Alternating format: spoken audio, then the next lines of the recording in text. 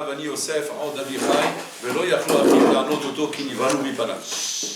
En fait, ici, la Memra Atsuma que ramène Rabbi Shimon ben Azar, Oy Lanu Miyom Adin, Oy Lanu Miyom Hatoracha, ils amènent un Kal Vachomer, ils ont dit c'est déjà Yosef Hatzadik, tellement Niva'al de ses frères. Alors qu'on parle ici de Basar Vadam. Basar Vadam, c'est-à-dire que c'est un homme, que d'aujourd'hui il est là, demain il disparaît. Et que le Maaseh, on peut très bien dire que ça va, c'est Ishakar, ça va s'oublier. Et qu'on a vu là-bas que la réaction, elle était dramatique. Ils se sont évanouis, ils sont tombés dans le coma. Ce n'est pas de stam, ils sont évanouis, il a fallu les réanimer, tout, etc. C'est-à-dire que le choc a été terrible, terrible, de la part des frères. Alors là, de là, le Rabbi Shimon ben Azar, il veut dire, imagine-toi un peu le choc que tu auras quand Akadosh Baruch Hu va venir te mettre devant le din vers Ishbol. Oh, il a mis au din, le grand devina, il demande, depuis quand Il pose plusieurs questions ici dans cette souga, mais qui sont des questions qui vont nous apprendre beaucoup de Moussa. Première question qu'il demande, où est-ce qu'on a vu que Yosef leur a fait Toracha? Yosef n'a pas fait Toracha, il n'a pas commencé à leur dire, ouais, vous n'avez pas honte, comment vous faites une chose pareille? Bon, je suis le petit frère, et vous m'avez pris, vous voulez me tuer, vous m'avez vendu. Il a rien dit, chou d'abord. Il a simplement posé la question, Aïm Od Avichai, est-ce que mon père est encore vivant? C'est bon, Chalézé. Ani Yosef, Aïm Od Avichai. Je suis Yosef. Il fallait bien qu'ils se dévoilent à un moment donné, il ne va pas rester constamment en train de jouer avec eux. À un moment donné, il devrait leur dire, je suis Yosef. Donc ce qu'il leur dit, c'est normal. Il leur dit, je suis Yosef, voilà, je suis vivant. Aïm Od Avichai, est-ce que papa est encore vivant? Il veut savoir si son père vit encore. C'est tout ce qu'il a dit. Et eux, ils sont tombés tous, rabotés, évanouis, etc. Ça les a hyper choqués, ce truc-là. Maintenant, on dit, de là, on apprend. Oh, il a noué Yomadim, et c'est Tochacha, il n'a pas fait Tochacha, Yosef. Première question. Deuxième question, il demande le Gaon, pourquoi on dit Yomadim et Yomatochacha? Tochacha, l'ifna din. La Tochacha vient toujours avant le din. C'est quoi la Tochacha? La Tochacha, c'est l'argumentation. D'abord, on argumente. Ouais, quand tu dois maintenant être remettre devant un din, d'abord, il y a l'argumentation. Qu'est-ce que tu dis? Qu'est-ce qu'il dit? Et en fonction de l'argumentation, on fait le din. Le psak, il est alloué de l'argumentation qui est ici. Et en fonction de ça, on fait le din. Mais depuis quand on fait un din, et après on les... C'est comme si maintenant tu lis le juge comme ça, il prend le bonhomme. Il dit, bon, alors monsieur, vous êtes soupçonné, vous êtes 20 ans de prison. Très bien. Maintenant on va écouter les témoins, les vous voulez, il est parti. Ben, c'est trop tard, c'est tranché, ça sert à rien. Ça sert à rien d'écouter maintenant. Comment ça se fait que c'est marqué à Yom Adin, Yom Atochacha, Velo Yom Atochacha, Ve Yom Adin? Et sur ça, il ramène le Fashim, justement des réponses qui répondent à tout ça. Qu'en vérité, Bashamaim, d'abord, il y a le din après la Torah. D'abord, le din après la Torah. Pourquoi? Parce qu'en fait, contrairement au din d'un homme, de Basar Vadam, où là-bas, il faut la Torah, et après le din, parce que là-bas, on est dans un din de Ben Adam. Là, on est dans un din Rouchani. Quand on parle du din Rouchani en Botaï, il y a une chose qui fait écran. Qu'un homme ne peut pas comprendre la vérité tant qu'il est avec ce gouffre-là. Ce gouffre qui mastir et taémet. Et ce gouffre qui mastir et taémet empêche l'homme de comprendre ce qu'on veut de lui. Et que même si on commence à l'expliquer dans tous les sens, un homme, il est mishouchad, il est karov et selasmo, il a du mal à écouter la vérité.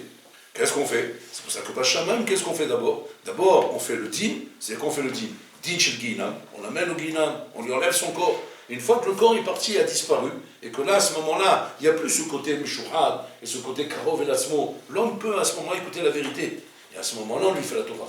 Donc la Torah, elle vient une fois qu'on l'a séparé de son corps. Une fois que le bonhomme n'a plus toutes ces tavot, tous ces nyanim, tous ces shkalim, tous ces mensonges, tous ces dimionotes qu'il y a dans ce monde, qui font que si tu parles à un homme et tu fais des torachot, mais que le bonhomme il a une tonne de dimionotes dans sa tête, et que même s'il écoute un petit peu ce que tu lui dis, mais ça reste rabotaï, batel BLF. C'est batel BLF, parce que le bonhomme il a mille ch'touillotes dans sa tête. Il écoute un peu de Hémet, c'est un peu de lumière que tu lui donnes, c'est vrai, mais combien de ch'touillotes il a dans sa tête, et combien d'achilamites arrive à faire? Il dit le Ramban d'avant ma vie, le Ramban. Il dit là-bas que normalement, si me mettent un homme, tu viendrais lui dire simplement une parole de Torah. Okay? Et cet homme-là devrait faire tchouva à la makom, d'écouter cette parole de Torah. Pourquoi? Parce que la parole de Torah n'est pas d'ivrei Adam, c'est pas d'ivrei Ben Adam. Quand c'est d'ivrei Ben Adam, qu'est-ce que tu veux dire? Tu peux dire, bon, écoute, j'entends, mais je suis pas vraiment d'accord avec lui, etc. Tu peux ne pas être d'accord. Mais quand on te dit maintenant que les paroles de la Torah, c'est d'ivrei Elohim Chaim. D'ivrei Elohim Chaim, ça veut dire quoi? Zenetza Nesachim, ce que je suis en train de dire. Si c'est comme ça, il demande le Ramban, comment ça se fait que quand tu vois par exemple un juif, tu as besoin de faire des torachot élaborés? Bah pitois, tu as qu'à lui dire simplement ce qui est marqué dans la Torah. Tu attrapes un juif en train de voler, qu'est-ce que tu dis? L'otignor.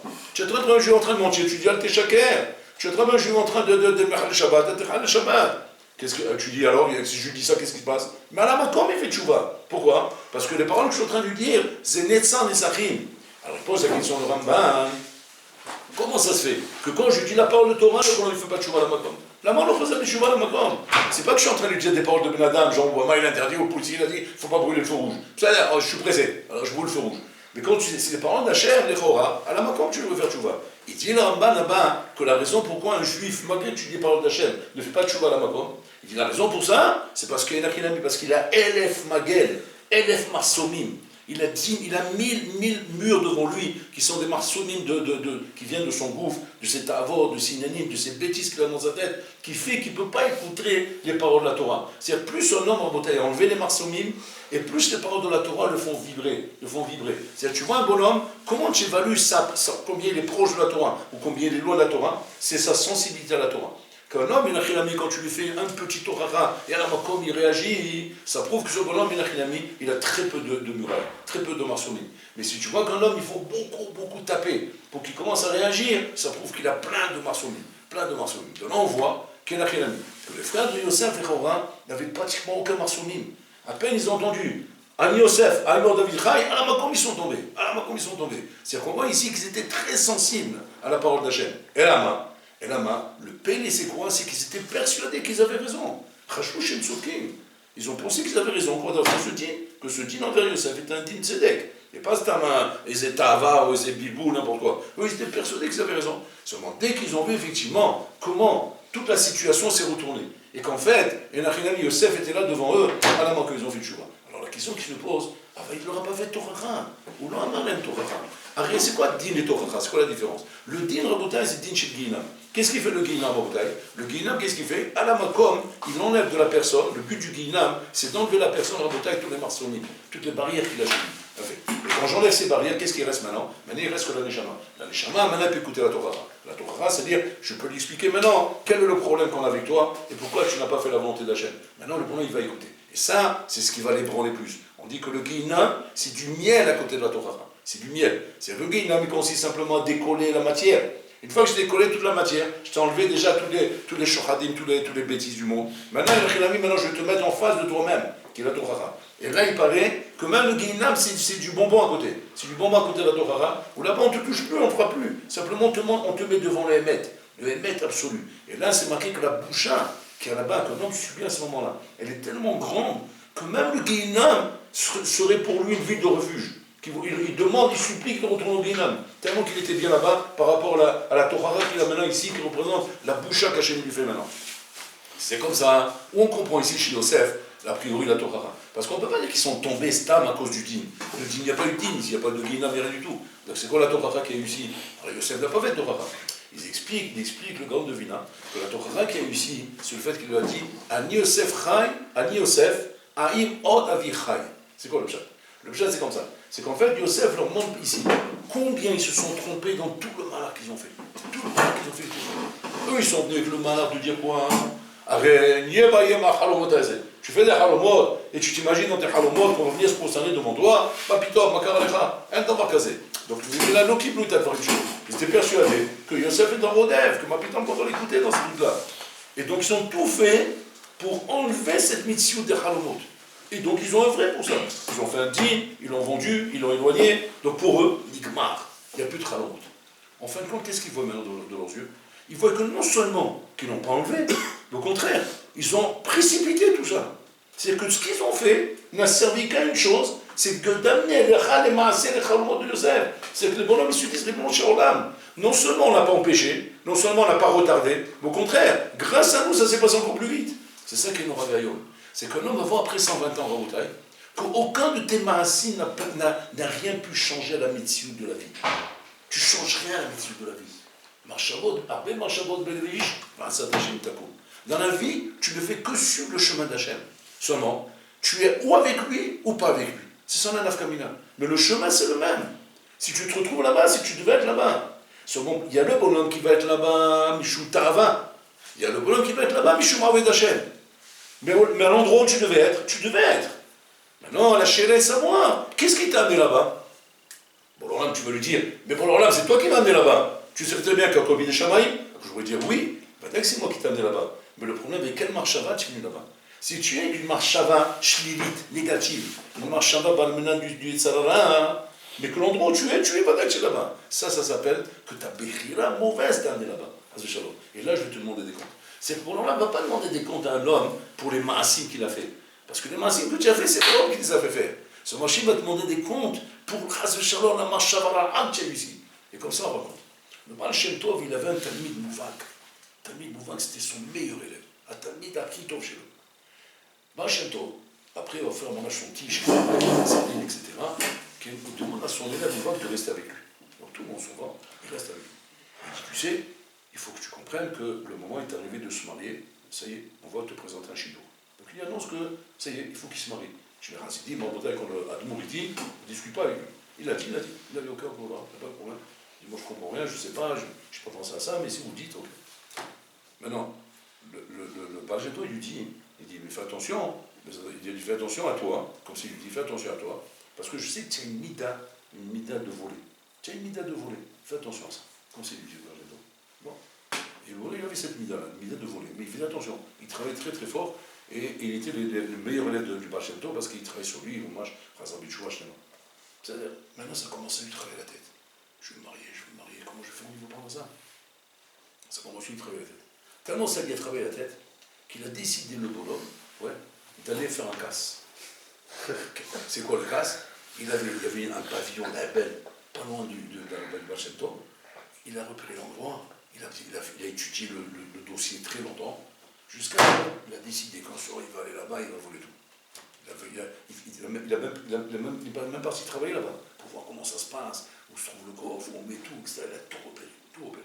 Une fois qu'il a tout repéré, il a décidé, ça y est, ce soir je sors, il a mis la cagoule, etc. Il sort vers le pavillon. Maintenant c'est très, très difficile. C'est un pavillon super surveillé. Des chiens et des gardiens, la bête. Parce que c'est la banque de Washington, là, tu rentres là-bas, personne ne peut rentrer. Bon, ici je vais essayer mon coup. Il avance. Il faut la porter ouverte. Le gros portail. Et là-bas, normalement, il y a déjà là-bas 10 gardiens avec des Doberman. Chaque chien s'est fait un cheval. Comment je vais passer ça? Ils vont, la porte est ouverte. Les gardiens, ils dorment, les chiens, ils dorment. Je dis, oh, si t'as des chemins, ça. Ils voient s'il y a des chemins, il faut les chiens lui mettre. Oh, il passe, il avance. Il y a encore une autre porte toujours. Parce que c'était un domaine. Il y avait encore une autre porte là-bas. Et là-bas, il savait que là-bas, il y avait des. C'est pas avec le chien qui est comme un cheval, c'est même le bonhomme. Même les gardiens, c'est des chevaux. Donc il savait que là-bas, c'est des phénomènes. Il dit, bon, chez Miazour, c'est un chien aidé, peut-être famille là-bas. Il arrive là-bas, la porte est ouverte. Et pareil, ils dorment. Ils dorment tous. Il dit, oh, il y a jamais quand je vous les endormis à tous. Il arrive jusqu'à la porte de la maison. Il dit, bon, j'espère qu'elle est ouverte, parce que des fois, il y a des trucs, il essaie de faire du bruit ou quoi. Il faut la porte est ouverte. Il rentre dans le salon, tout allumé. Et tout le monde dort. Il y a le gardien là-bas qui était toujours entré à la porte, dormait aussi. Bon, j'espère que je vais pouvoir me débrouiller pour trouver le code du coffre, etc. Il va faire le salon. Il avait repéré que le coffre était juste derrière le cadre. Il enlève le cadre. Il voit le coffre, il est ouvert. Alors, incroyable, il a oublié de fermer le coffre. Il ouvre le coffre, tout ce qu'il y a dedans. L'argent, les diamants, les belles. C'était une banque. Il prend un sac, il remplit tout ça. Il est sur le dos, et il repart. Et tout le monde dort. Il est rentré chez lui, il a tout posé, comme si rien n'était. Il dit, je tombe pas chez mon rade, que si je suis de folie. Non, moi, c'est incroyable. Bon, il dit rien. Quelques jours passent. Le Baal Shem Tov, il appelle. Il dit, viens, je vais te voir. Il dit, voilà, je t'annonce ton chidour. Ken. Il dit, Ken, ton chidour, c'est la fille là-bas du pavillon. Et là, il change de couleur. Le Baal Shem Tov, il sait voir tout. Il voit tout dans la tête. Et pourquoi tu changes de couleur? Qu'est-ce qui se passe? Il y a quelque chose qui te dérange. Il ne plaît pas le chidour. Il dit non, Vaudra, mais c'était inespéré. C'est un chidour de folie. Mais il dit quoi, bébé, quoi? Quel est ton problème? Ben, mon problème, c'est pas ça. Je vous avoue que j'ai fait quelque chose de mal il y a quelques jours. Il dit, tu as été volé là-bas? Il voyait tout là-bas. Il dit oui. Il dit, tu vois, c'est drôle, c'est malheureux. Tu as été volé ton argent. Tu as volé ton argent. Cet argent, il te revient. Simplement, tu as été le volé. Il dit, oui, je me demandais comment c'est que j'ai essayé avec Ishmael. Ben, c'est normal que c'est essayé avec Ishmael, parce que c'était ton argent. Et là, Bachar nous apprend, il saute là-dessus. Il nous apprend comme ça que dans la vie, très souvent, il y a des choses qui nous reviennent. Parce que dans la vie, c'est simple. Une chose qui te revient, personne ne peut t'empêcher de l'avoir. Une chose qui ne te revient pas, personne ne peut t'aider à l'avoir. En Adam Noger de Malchut Chavero, a fait que l'onima. Tu ne peux pas toucher une malchoute qui n'est pas à toi, même l'épaisseur d'un cheveu. C'est-à-dire que moi, par exemple, j'ai décidé d'aller mettre une tarte à quelqu'un. Ouais, j'ai décidé. En plein milieu de la nuit, il m'énerve, je lui dis je vais mettre une tarte. Si c'est pas qu'Hachem a décidé que tu lui mets la tarte, que ce gars mérite une tarte, tu ne peux pas lui mettre. Tu vas en attendant, tu vas glisser, tu vas taper la tête contre l'escalier, tu vas sortir en sang là-bas, mais lui la tarte il n'a pas reçu. Lui quand il a dormi normalement, il doit tirer en sang par terre. Ouais, comme s'il y a une bagarre, il n'y a pas une bagarre. Il est tombé tout seul. Mais d'où ça vient? C'est quoi le pshat? Le pshat, c'est pas chose, c'est parce que Bourgoula n'a pas décidé. C'est que tu vois de là que tout se passe en fonction de la décision d'Hachem. Hachem ne décide pas, ça ne se passe pas. Après, toi, c'est ta bérira, toi, d'être l'acteur de cette chose-là ou pas. Mais la chose en elle-même, c'est Bourgoula qui décide. Il y a des fois dans la vie comme ça, comme ce bonhomme là en bouteille, où la chose te revient. Hachem avait décidé, tu te maries avec elle, et tu auras ici, Rabbi, 10 millions d'euros, qui te reviennent à toi. Et la preuve qu'il te revient là-dedans, c'est que tu peux aller les voler, tu peux aller les prendre, et pas de problème, ils sont à toi. Ni chien, ni personne, ni oiseau. Mais pourquoi c'est si facile? Parce que c'est à toi. Combien de bonhommes dans la vie en bouteille font des affaires avec des magouilles, où ils gagnent énormément d'argent. Et le bonhomme, il se dit, mais bon, Shaolam, ça croit qu'Hachem m'aide. Ça croit qu'Hachem est en train de m'aider. Regarde comme ça tombe, comme de l'eau. Et le bonhomme, il voit des magouilles, ça tombe en bouteille. Et le bonhomme, il se demande, est-ce que ça veut dire qu'il y a certaines Shmaya, ou bien c'est Maasé Satan? Ouais, non, c'est qu'en fait, la chose te revenait. Et c'est pour ça qu'il y en a qui n'ont tu la gonne aussi fort. C'est ça, Maasé Satan. Maasé Satan, c'est qu'en fait, qu'est-ce qu'il fait le Satan? C'est ramené dans la Gemara. Dans la Gemara d'Avodazara, c'est marqué comme ça. Ils ont été voir avant, ils ont dit qu'il faut comment comprendre la force du Satan? Comment il fait des choses pareilles? Il dit c'est très simple. Le Satan, c'est un détourneur d'avion. C'est comme Hamas. Oui, il détourne des avions. Comment il détourne les avions? Il n'a pas d'avion, rien du tout. Il détourne un avion, il fait sauter les deux tours jumelles là-bas d'Amérique. Ouais, il travaille avec le matériel des autres. Le Satan, il fait comme ça. Lui, il sait maintenant que Shamaïm, on a décrété, maintenant tu vas gagner $1 million. Il sait, tu vas gagner $1 million. Maintenant, lui, il prend tous les renseignements, comment ça se passe. Qu'est-ce qu'il fait? Il s'arrange pour venir vers toi, avec Maasé Satan, et te pousser à aller prier à Vodazala. Il te rentre ça dans la tête. Et que maintenant tu as prié à Vodazala, et tu vois comment tu vas tomber, tu vas gagner $1 million. Et comme ça, le bonhomme, il le rend disciple de Vodazala. Pourquoi? Parce qu'il a donné Siyata Ishmael. Mais en vérité, cette chose-là, tu devais l'avoir de toute façon. Simplement, lui, il te l'a fait Bissou, lui, que ce soit Béder. Il te l'a fait passer Mamash Bissou. Et c'est comme ça dans toute la vie en montagne. C'est ce qu'ils voient les frères de Yosef. Les frères de Yosef, ils deviennent fous. Ils diraient, bon, chez Olam, on a tout fait pour empêcher ce destin d'arriver. On a tout fait pour ne pas que Yosef devienne le chalit ici. Et que nous, on se concerne devant lui. Et on s'est bagarré dans tous les sens. On a tourné l'histoire à l'envers. On s'est débarrassé de Yosef. Pour nous, ça y est, on a terminé avec lui. Putain, qu'est-ce que tu vois? Tu vois que non seulement tu n'as pas terminé, mais ce que tu as fait, c'était bien ce qu'il fallait faire, ouais, pour que la chose se réalise. Non, Ravaillon. Que de là, tu apprends à Yisrodatsu. Tu ne peux pas changer ce qu'Hachem a décrété. Tu ne peux pas changer. Ce qu'Hachem veut qu'il y ait dans la vie, il y aura. Avec toi ou sans toi. Simplement, même si toi, tu crois que tu es en train de détourner, tu es en train de déformer, rien ne se déforme. Tout se passe comme mon bon Olam, il a voulu. C'est ça, l'histoire de la montagne. Paro, il a voulu quoi? Il a voulu détruire quand les sorciers lui ont dit de Paro, tu sais, le Mashiach d'Israël, il est né. Ils l'ont vu comme ça dans les étoiles. C'est qui? C'est Moshe Rabbeinu. Il a fait moi. Effectivement, il est né. Ils l'ont vu dans les étoiles. Ils ont dit, qu'est-ce qu'il faut faire? Il dit, il faut le détruire. Il dit, mais comment on va détruire? On peut retourner dans les maisons et savoir qui c'est le Mashiach. Qui c'est celui-là? On ne sait pas. Il a dit, qu'est-ce qu'ils ont donné comme conseil, les conseils de Paro? Ils ont dit, tu vas tuer tous les premiers-nés. Tous ceux qui viennent là, tu les tues là. Comme ça, au moins, ils mourront avec eux. Très bien. Donc, ils ont pris, ils l'ont tué. Ils ont commencé à tuer, en jetant dans le nid. Jusqu'à qu'à la fin, les astrologues à eux, ils n'arrêtaient pas de regarder. Ils disent non, pas encore. Jusqu'au jour où ils ont vu, ça y est, tu l'as fait tomber dans l'eau. Tu l'as jeté dans l'eau. Tu n'as pas mis ceux que tu as jetés dans l'eau. Ça y est, on le voit dans l'eau. Ils ont vu dans les Kochavim qu'il était dans l'eau. Où il était? Dans le berceau. Mais il était dans l'eau, c'est vrai. Mais pourquoi il est dans l'eau? Donc d'après eux, c'est ça qu'on... La xéra, c'était de le jeter dans l'eau. Tu l'as jeté dans l'eau. Maintenant, on le voit qu'il est dans l'eau. Il a fait mort. En fait, il était dans l'eau. D'accord? Mais où il était en train de se diriger? Vers le palais de Paro. Non, Ravaillon. Et après, tu vas dire, mais bon, Shirlam, il ne fait pas une chose pareille, pas de ménage. Mais même Myriam, elle venait folle. Qu'est-ce qu'elle s'est dit? Mais où il va, mon frère? Race de Shalom. Nous, on l'a mis dans le Nil, là, pour qu'il s'éloigne, pour qu'il soit sauvé. Mais on voit que le Nil, comme un fait exprès, Marassé Satan, Race de Shalom, où est en train de diriger le Nil? Vers le palais de Paro. On appelle ça dans la gueule du loup. On appelle ça, il est en train de se diriger dans la gueule du loup. C'est que nous, on a fait tout ça pour sauver, pour détourner l'exerce des goïms. Mais en fait, en voulant le sauver, on l'a tué. Et Myriam, elle devenait folle, parce qu'elle était cachée dans le lit là-bas en train de regarder son frère. Et elle ne savait plus quoi faire, parce qu'elle le voyait partir là-bas. Et qui c'est qui peut l'a attrapé? Même si tu as encore un espoir, que peut-être il va se détourner à la fin. Elle voit que c'est la fille de Paro qui l'attrape. Elle se dit, Shem Alahem, pourquoi tu fais une chose pareille? Je comprends pas, tu as amené le Mashiach. C'est une Mashiach, et tu l'envoies comme ça dans la gueule du loup. Et en plus, tu le sauves même pas, tu laisses que la fille de Paro l'attrape. Elle l'a attrapé. Et qu'est-ce qui s'est passé? Elle a aimé ce petit bébé, elle l'a trouvé mignon, ouais, il était tout mignon. Elle a pris, et elle a commencé à vouloir l'élever. Et elle l'a élevé. Maintenant, a priori, son sort est joué, c'est mort. Ça y est. Il a été kidnappé par le palais de Paro. Donc qu'est-ce qui va sortir de lui? Il va sortir un Égyptien, assimilé, etc. C'est fini, il ne peut pas rien sortir de lui. Okay? Et donc elle l'a mis là-bas. Et là-bas, Python, qu'est-ce qui se passe? Il n'arrive pas à têter, donc ils amènent. Qui c'est qu'ils amènent en fin de compte? Sa mère. Sa mère qui va l'arrêter. Sa mère, ils ont trouvé une nourrice juive qui avait du lait pour la tenir. Sa mère, voilà, elle fait partie des femmes qui ont pris leur bébé, donc elle a du lait, forcément. Et sa mère. Et il l'a mis en train de téter dans le sein de sa mère. Donc elle est en train de le grandir. Il met Gaderet Toto. Il met Haneret Toto. Et il apprend dans le palais de Paro tous les Starsissé Malchut, qui est en fait l'école, oui, HEC, la plus grande des écoles, parce qu'il fallait une grande école pour qu'il apprenne à devenir un manig, un dirigeant. On l'a appris à devenir dirigeant. Donc quelle école? L'école, c'est l'école Paro. Sur qui? Sur les genoux de Paro.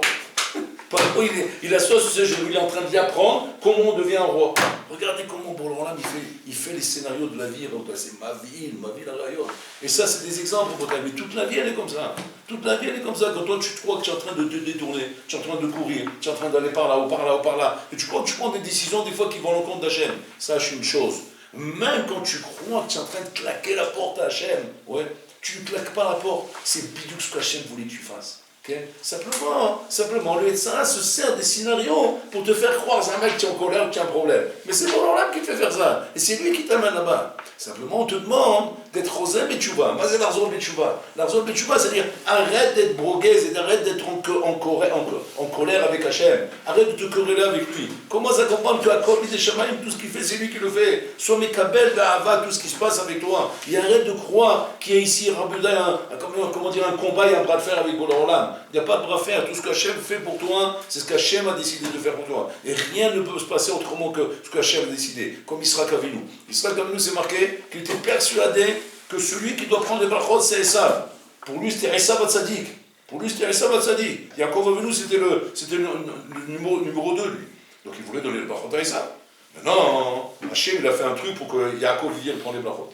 Une fois qu'il a compris, mais la Shamaïm, que les brachot revenaient à Yaakov, et qu'il voit que Esav, il arrive, là-bas, c'est marqué qu'il a eu un parad à ce moment-là, qu'on appelle le parad d'Yitzhak. Pourquoi on l'appelle parad d'Yitzhak?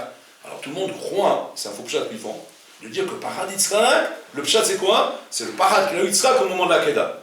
Il dit le Ramban Mapidon, Yitzhak, c'est du bonbon ce qu'il a eu dans la Kedah. Bien sûr qu'il a eu très peur là-bas, parce qu'il avait la rôle avec le couteau de Shrita, et il s'est dit, ça y est, mon compte est bon. Mais c'est pas ça qu'il a eu peur. On dit la peur qu'il a eue, c'est lorsque Esav est arrivé, il a dit, papa, voilà, je suis arrivé, fais-moi les brachot. Il dit, attends, mais qui c'est qui était là? Chas Shalom. Mais quelqu'un t'a piqué les brachot. Et là, il a compris que c'est Yaakov Avinu. Et maintenant, il a eu très peur.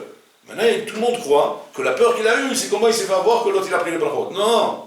La peur qu'il a eue, c'est qu'il a dit, maman, j'ai un instant, j'allais faire les brachot, Chas Shalom à Esav. D'accord, que ces brachot reviennent à Yaakov. J'allais faire une erreur ici, dans la Vayom. C'est ça le parad qu'il a eu Israël. Il a eu le parad à Boutaï. La question est de savoir à Boutaï, comment on arrive à une chose pareille? Qu'est-ce qu'on doit faire comme travail, justement, pour ne pas faire ces erreurs dans la vie? Ces erreurs de tomber dans les pièges du Satan, du Yézara. Alors là-bas, il ramène le Ramban à Yisod Arsum, pour comprendre comment on fait pour ne pas tomber dans ces erreurs. Le travail qui consiste à faire un chez un homme, c'est pas chose, c'est de dire comme ça. Dans la vie, il faut toujours se donner un tachlit. Un tachlit, un but qu'on veut atteindre. Mais se dire dans sa tête, ce but et ce tachlit, c'est Borolam qui décidera si je l'atteindrai ou pas. C'est lui qui décidera. Parce que le tachlit est le but de chaque chose. La finalité d'une chose, elle est entre les mains d'Hachem. C'est lui qui décidera. Alors moi, c'est normal, j'ai le droit de penser à quelque chose, j'ai le droit de vouloir quelque chose. Mais sache une chose. Quoi que ce soit que tu veuilles dans la vie, quoi que ce soit que tu veux qui se réalise dans la vie, c'est entre les mains d'Hachem. Alors, qu'est-ce que tu dois faire, toi? Moi, ce que je dois faire, c'est quoi? C'est Trilat HaMaaseh. Anisarasot Trilat HaMaaseh.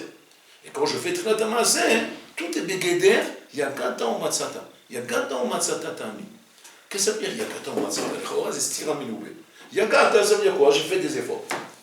Quand tu fais des efforts, c'est Tzlachta. Donc tu as réussi grâce à tes efforts. Comment c'est marqué? Yagata ou Matzata. Ce sont deux mots contraires, Rabotai. Stira miloubé.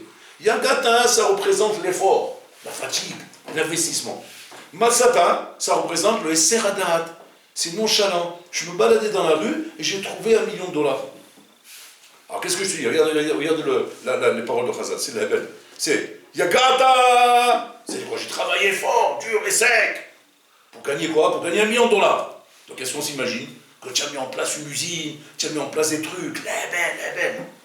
Alors on se dit quoi? Il va les gagner les $1 millions. Attends, il a tout fait ce qu'il fallait. Il a fait une guerre ce bonhomme. Après c'est marqué, ou Matsata. C'est-à-dire que si maintenant le $1 million, tu le trouves, pas tu le gagnes. Si tu le trouves, t'as un mille. Si jamais tu l'as gagné, t'as un mille. Tu le trouves, t'as un mille. C'est quoi? Les Chazal, il nous donne ici comment ça marche le malheur d'Hachem. Le malheur d'Hachem, pour savoir si tu es dans la bonne voie, c'est comme ça. Toi, tu fais Yigia. Mais ça ne t'intéresse pas le résultat. La slacha, ça ne t'intéresse pas. Si jamais la slacha que tu auras est une slacha qui est une totsa'a de la Yigia, sache que c'est une fausse slacha. Cette slacha n'est pas bonne. Alors tu dis, quelle est la slacha que je peux me dire que celle-là elle est vraie? C'est la slacha de Matsata. C'est-à-dire Peser Hadat. C'est que toi, tu es en train de faire des efforts dans un domaine, et puis toi, le truc est sorti de l'autre côté. Ça, c'est... Alors tu vas me dire, ok, si c'est comme ça, je vais comprendre. Et là encore, je vais faire un faux chat. Qu'est-ce que tu vas dire? Tu vas dire, j'ai compris. Donc en vérité, on se prend la tête pour rien dans la vie. Ouais. Et en vérité, bon, on a plutôt il nous donne les choses. Donc on va rester de se prendre la tête. Non. Parce qu'après, c'est marqué, Loyagata ou Matsata Altami. Je comprends plus rien. Tu m'as dit Yagata ou Matsata Altami. C'est que la mitzia n'a rien à voir avec la Yigia. Donc j'ai arrêté d'être Yigia. Alors donc maintenant, le Matsata, il va arriver, puisque ça ne dépend pas de la Yigia. Qu'est-ce qui est marqué après? Loyagata ou Matsata, si jamais tu n'as pas fait de Yigia, parce que le Chol il en a marre de faire des Yigia, il voit que ça ne sert à rien, et que ça dépend de la Mitzia. Ou Matsata, il a trouvé Altami. Ça vient pas d'Hachem. Alors il faut reprendre le malach. Alors qu'est-ce qui vient d'Hachem? Il faut Davga Yagata. Et à ce moment-là, le Matsata Altami. C'est quoi le chat? Et là, ils expliquent, Rabotan et Farshim dans la ville. Écoutez bien ce qu'ils disent. C'est ce qu'on lit à la fin de l'étude. Eloratzim, Eloratzim. Eloratzim va'amelim ou mekablim srar. Eloratzim va'amelim ou mekablim srar. C'est quoi? Le chat, il est comme ça. Tout le srar qu'Hachem il donne à un homme, il ne le donne pas en fonction de en fonction du résultat obtenu. C'est pas ça qui détermine le srar. Ce qui détermine le srar, c'est la yegia que l'homme il fait ici. Donc il faut Yigia, Yagata ou Matsata. C'est Olam qui donne. Rien n'est donné à part Hachem. Le Yetzirah te fait croire des choses que toi tu as réussi, mais compris vos sémiadis. Rien n'est donné par l'homme. C'est Hachem qui donne. Seulement quoi? Ce que Hachem il donne, c'est Begeder Metzia. De quoi ça dépend de ta Yigia? Alors j'explique. C'est que moi maintenant je suis Yigia pour gagner quelque chose. Mais ça ne réussit pas. Ça ne réussit pas. Je fais des efforts. Il n'y a pas de réussite. Sache une chose, tu es sur la bonne voie de la réussite. Pourquoi? Parce que si la réussite était comme chez les Goïm, Yagata, Vekocheviot Semiadi, alors c'est bon, tu as un problème. Tu as un problème, tu es Yigia, il n'y a rien derrière, c'est un problème si tu ne fonctionnes pas comme il faut. Donc il faut changer de métier. Okay? Dans la Torah, c'est pas comme ça. Dans la Torah, la Totsa dépend de la Yigia. Si je fais des efforts, Hachem me donnera grâce aux efforts, pas grâce aux résultats à Rabotai. Donc je peux faire des efforts, ne rien comprendre, à la fin Hachem il te donne. Il te donne parce qu'il a vu que tu as fait des efforts. Il ne te donne pas parce que tu es arrivé au résultat. Il te donne par rapport aux efforts que tu as fait.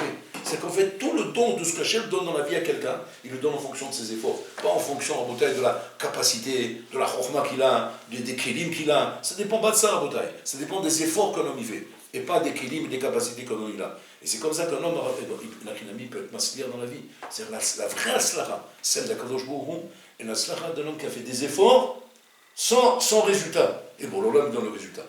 Un homme qui fait des efforts, qui a des résultats, Al-Ta'amin. Ça, c'est Satan, grâce au Shalom. Pour le coup, le Maasé vient d'Hachem, c'est des efforts sans résultat. Et pour l'homme, il donne le résultat. C'est-à-dire qu'il ne faut pas avoir peur dans la vie de voir a priori des efforts qui ne donnent pas de tout ça, qui ne donnent pas de résultat. Il faut pas avoir peur de ça. Du moment où je fais l'effort de faire la volonté d'Hachem, le résultat, il viendra forcément derrière. Et c'est ça le Yisod. Le Yisod qui permet à un homme de ne pas se perdre dans ce monde. Okay? Et de marcher convenablement, comme ces exemples qu'on ramène avec les frères de Yosef, avec Moshe Rabbeinu, Vechoulé, c'est de comprendre à Botaï comment un homme arrive à avancer dans la vie en étant droit dans le chemin d'Hachem, en faisant des efforts et laissant Hachem me faire ma vie. Et pas comme moi je prends ma vie en main. Parce que prendre sa vie en main, à Botaï, c'est rien de faire des efforts, c'est pas plus que ça. C'est pas d'arriver à un résultat. Et regardez comme c'est livre-là. Il ramène le Khatam Sofer. Qu'on ramène comme ça, on ramène que Moshe Rabbeinu, un Navi, pour qu'il soit Navi, il faut qu'il soit riche, Gibor et Chacham. Chacham, Gibor, Véachir. Comme ça, il faut qu'il soit. Et nous, on amène une preuve là-bas. Il ramène le Khatam Sofer, une raïa de Moshe Rabbeinu. Il dit, Moshe Rabbeinu, il était Achir. Ok, on a vu qu'il était Achir. Il était Chacham, on a vu qu'il était Chacham.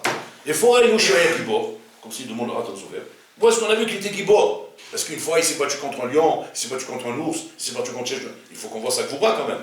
Il dit, oui, on a vu. Et là-bas, qu'est-ce qu'il ramène? Il ramène là-bas, Vaïfros et Taoel à la Mishkan.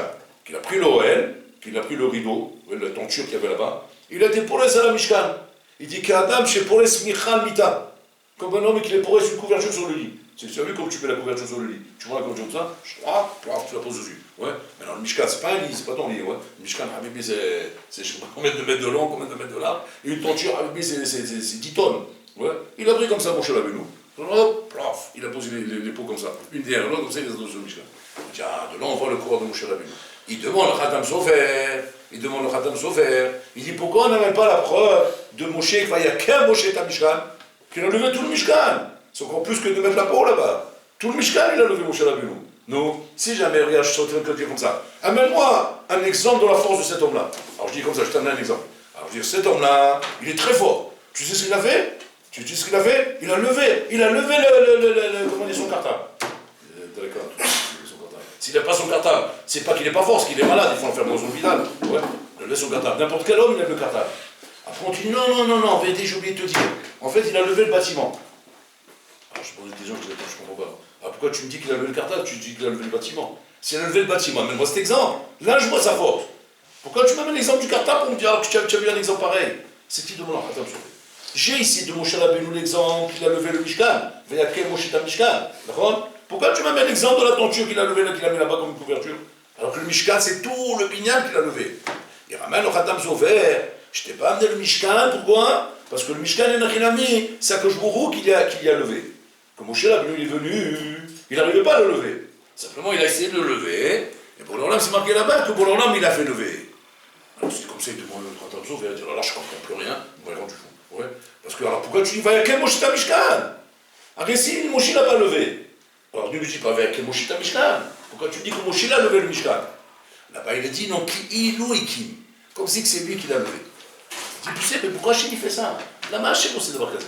Pourquoi Hachem, quoi, il veut faire un genre science-fiction, regarde comme il est fort, il a mis la main, hop, ça s'est levé. Ça c'est pour faire des films de Walt Disney, ça.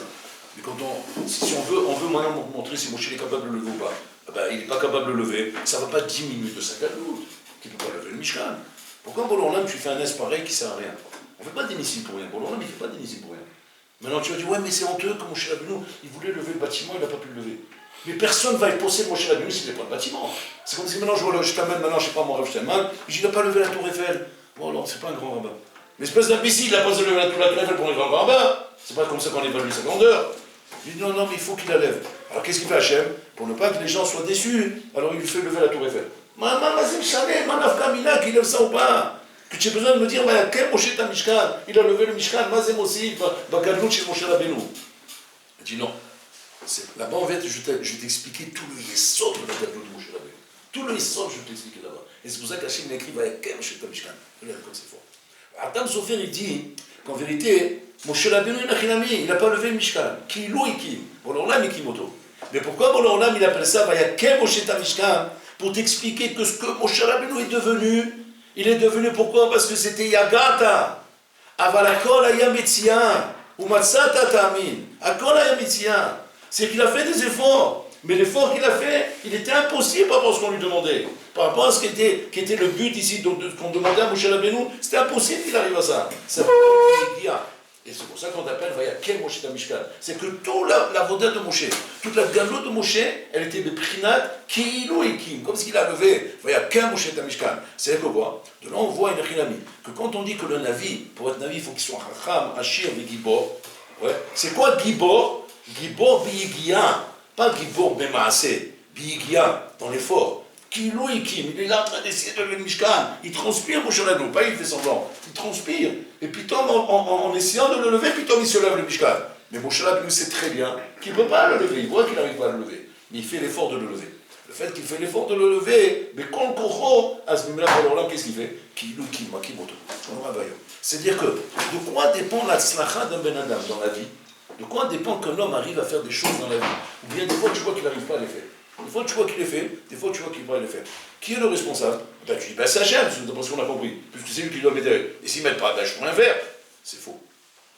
Hachem aide celui qui s'aide. Si tu y es guia, alors pour l'Olam, il va te faire la chose. Si pas y est guia, il ne fera pas faire la chose. C'est toi maintenant, tu t'assois devant ton CD. Le CD il commence, il est 3h de l'après-midi, 4h de l'après-midi. Ouais. Seulement tu viens comme un nasa. Tu viens, on dirait un sac de pommes de terre. Un sac de pommes de terre, il s'est affalé sur la chaise. Paf, ça y est, le sac a été posé. Maintenant, Habibi, quand il se relève, j'en sais rien. Mais pour l'instant, il a été posé. Même la page, il n'a pas force de la tourner. Et il tombe sur la page. C'est le dernier effort qu'il a fait, c'était le coup de grâce. C'était le Makébé Patish, il est mort sur place. Il s'est écroulé sur la Gemara. Quelle est la raison pour laquelle le bonhomme d'à côté, qui a priori était plus fatigué que lui, je vous parle d'une histoire comme ça, celui-là, il était très fatigué, épuisé. Et je l'ai vu, il est arrivé, le pauvre, il a traîné la patte pour le vomir au Beth Midrash.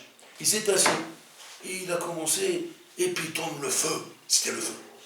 Et l'autre, à Botaï, il pétait la forme, seulement il était feignant, c'est un feignant de chronique, ouais. Il est arrivé devant la Gemara, rien que d'imaginer qu'il va s'asseoir maintenant pendant 4 heures, qu'il voit la montre, 4 heures. Combien de temps ça va lui prendre d'aller, lui, pour bouger jusqu'au 1, jusqu'au 2, jusqu'au 3, jusqu'au 4, jusqu'au 5, après jusqu'au 12, c'est 1 heure ça. Attends, il y en a encore 3 comme ça. Machin là, même bien fou là. Et là, d'un côté, il se met dessus en montagne. Et celui-là, d'un côté en montagne, il te dit, bon, chez Roland, c'est passé trop vite. On dirait que c'est passé comme 4 minutes.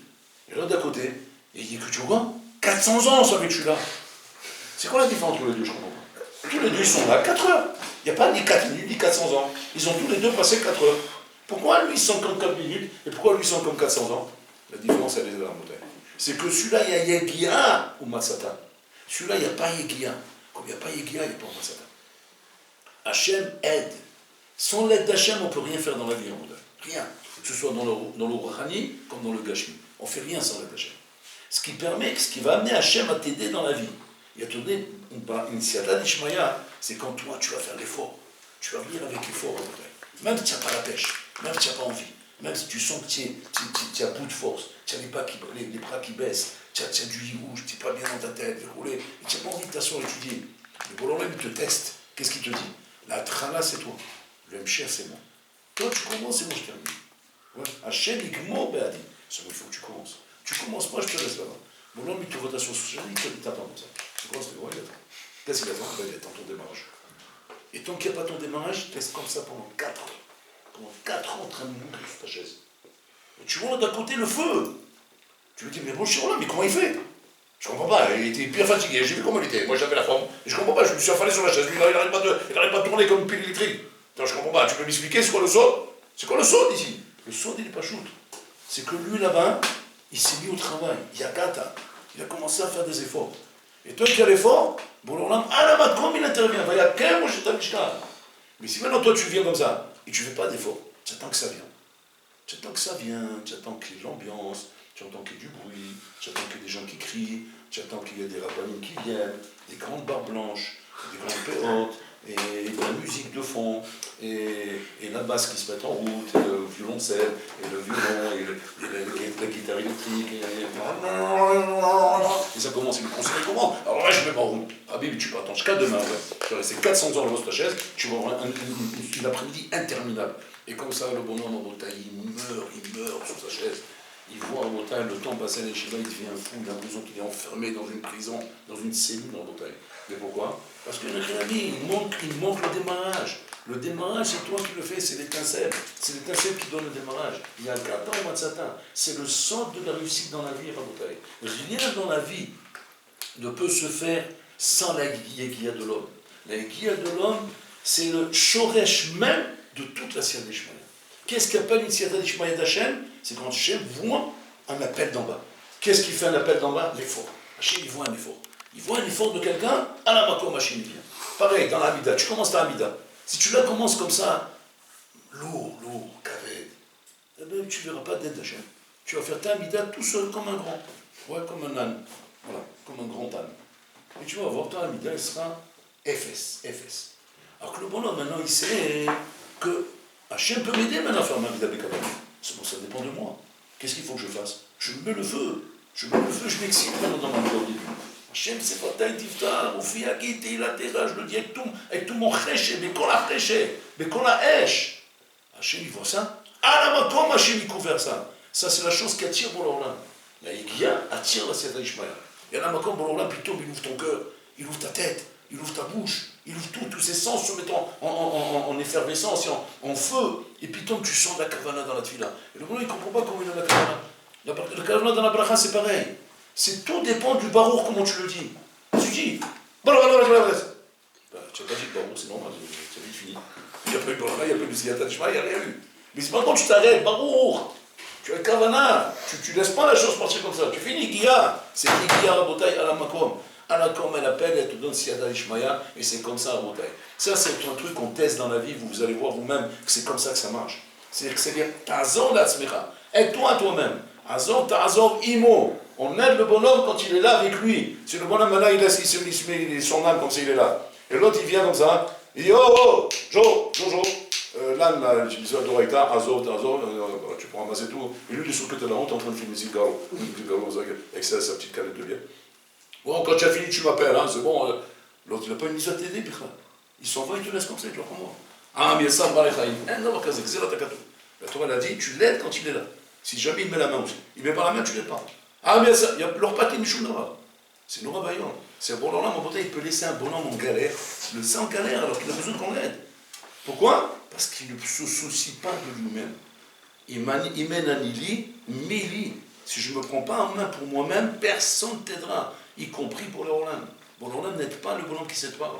C'est pour ça qu'il faut absolument se prendre en main, se dire attention, à d'avoir ta lubie, je ne dois pas faire d'erreur, et ça dépend de moi, comment je me prends en main, et en fonction de ça, j'essaie d'agir.